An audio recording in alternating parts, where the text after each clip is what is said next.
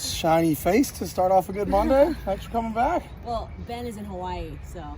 How did you lose that? Did you guys draw straws? No, No. I did not have a choice in this. Aloha, Ben. So what were your impressions when you watched the tape back from Saturday's game? I mean, well, first off, you got to give them credit. I thought their quarterback and four receivers were as good as we faced this year. And give them credit for what they did. I think everybody always wants to know what's wrong sometimes when it's put against a really good offensive football team there. So, and then I think something that mounted against us is some of those injuries that happened during the game defensively, so we were kind of limited with some of the calls we could make. Chris Barnes, if you look at the first half Chris had played, I thought he played an outstanding football game. But, and as I said on what I meant on Saturday when I said what our defensive coaches were doing is that a lot of the calls depended on Chris, and Chris wasn't in. So the game plan changes for us defensively. So, but, I thought our guys showed resiliency, which they've showed all year long. They're going to fight and they're going to play. And, they scored and then we answered, and then we tried to get within 10. And trying to get that last one in there and couldn't convert on fourth down. I got to call a better play as a coach on that situation. But, I like the way our guys competed. I like the way our guys fought. But we didn't have enough answers for them offensively. How is Chris? Chris will see what he can do today. We'll go through, I think, everybody that got banged up on Saturday is going to try to give it a go. Obviously, it's our last game is this Saturday playing against Cal. So I think it will take a lot to keep Chris off the field. So he's going to see what he can do today, and we'll see how he progresses during the week. So. How do you defend against a team like SC that has four guys, wide receivers with that type of talent? I mean, it was a difficult task. I mean, we didn't do a good enough job. We didn't put our guys in good enough situations. Again, as I've always talked about, whenever you're playing teams like this, you got to generate a pass rush. And then the question is, can you generate it with 3 or 4 and play coverage because you can cover with 7 and 8? Or do you have to devote more to the rush? The more you devote to the rush, the less you have in coverage. So it's that kind of catch-22 of what you can do. And I think in the course of the game, you got to do both. There's times where you got to bring more than they can handle. But then you got to hold on to coverage because you're playing zero man behind it. And there's other times where you're going to rush less and drop more into coverage and then try to keep the quarterback off balance a little bit. But again, give credit to Keaton. I thought he played an outstanding game. It's the first time I'd seen him in person. I was really impressed with him. I saw Lucani, Toiloa, and Kenny Churchwell kind of limping off the field. How are they doing? We'll see. They're going to all try to go this week. But we won't have a better, healthy feeling. We don't practice on Sundays. That's their day off during the week. They came into the training room and all that, and today will be the first day out in the field. I wouldn't expect they do a whole heck of a lot today, but we'll see as the week progresses. Those will be the 3 guys that we're concerned with on the defensive side of the ball: Chris, Luke, and Kenny. Is Calvert, sorry, is he available? Bo Calvert will play this week. He will play. When you lose Chris in a game, how does that kind of throw a wrench into just the system of the defense? Well, Chris is our signal caller on the defensive side of the ball. It's kind of like when your quarterback goes down, So, and then a lot of the things that we do are driven by the guy who plays that position. So, can he cover number 3 running vertical down the field?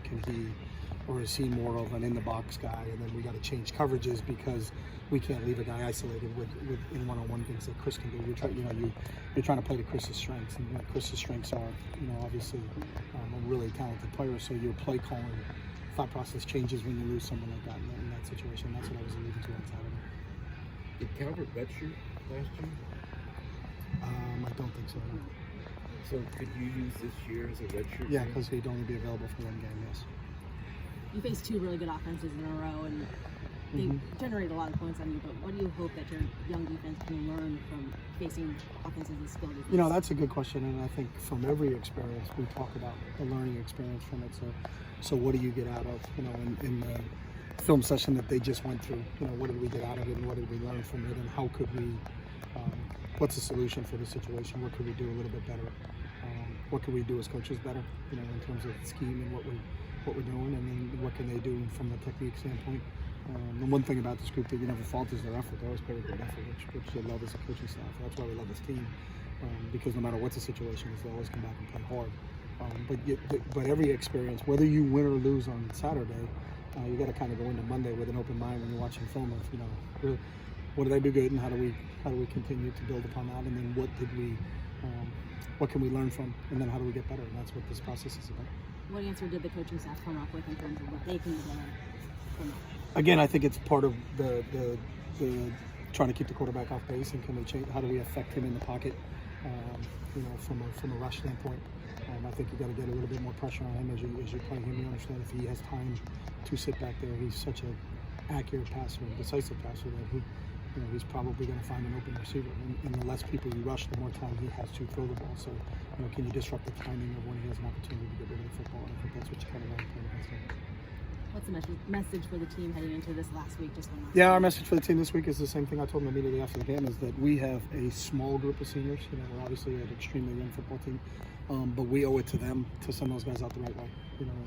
In the best way we can honor Chris Barnes and Loke and Josh Woods and KLS and Boss and Josh and JDB and Wade and JJ and that whole group. And there's a few guys that are banged up that still can't play, the Jabari Andersons and Tyree Thompson's. The best way we can honor those guys is to go out and have a great week of practice and go play cap. And the best thing we can do is go out and try to win a football game this week to honor those guys the right way, because they've been outstanding for the 2 years we've been here, and they've been, the kind of guys you can count on every single day. You talk about how we practice and what we're trying to get accomplished, but you can talk, the first guys you talk about are how Chris Barnes practices, how Kenny practices, what tone do those guys set. Obviously, all those other guys I mentioned, Josh, KLS, Josh Kelly, Boss on the offensive side of the ball, Ethan Familia, guys that epitomize what we're looking to get accomplished here. And I think they've taught a lot of valuable lessons to our young kids. And so out of respect for those guys, we're going to approach the game the way those guys approach the game. And we're going out and trying to see if we get our 5th win and send these guys off on a good night. Dorian had his second best game in terms of passing numbers. Kyle Phillips and Devin had pretty big games. Was it part of the plan going in against USC to attack them through the air the way you did? We probably wanted to be a little bit more balanced, but as I said after the game, I think we got away from the run a little bit just because we got behind, so we threw the ball a little bit more. But give Devin and Dorian and Kyle credit for stepping up. I thought Chase Cota played really well too. He had a couple of key catches in there. Jordan Wilson had a couple of key catches in there. So Felt had a couple in there. So Dorian did a really good job of distributing the ball to those guys, and that's it's just you're seeing all those guys grow. It's Devin's really first year playing, and you've seen him grow as the season's gone along. Obviously, Kyle, we redshirted him last year, so as a redshirt freshman, looking at the numbers he's putting up are really impressive. And then Dorian really getting his extensive acting in his second year is, I thought it was his best game since he's been a Bruin. But that's the great thing about Dorian. He gets better every single week, so the more reps and the more opportunities he gets, he learns. And if for some reason he made a mistake at some point in time, he very rarely, and that's what makes him such a special player, does he make the same mistake twice. I think he learns from it and kind of continues to grow. But I thought, you look at kind of what he did. He threw for nearly 400 and ran for almost 100. I think it's kind of a credit to him and watching him grow as the season goes along. So it's comforting to know that if we all are behind, and we got to turn into more of a throw game, that you have some guys you can count on from that standpoint, because we still feel very, very confident always with Josh Kelly back there and what we have in the offensive line and the ability to run the ball. But I think it's a real good compliment for us. I think right now in called plays and everything involved, we had 826 snaps, we have 413 passes, 413 runs. We're exactly 50% right now. So there's not one of our side that we lean more to, and I think as the game expresses itself, you don't know what you're doing. If you're winning, then you got to run the ball more. If you're behind, you got to throw the ball more. But the ability to do both on the offensive side of the ball and have the ability to do both is a real positive. Thank you, guys. All right. Thanks, guys.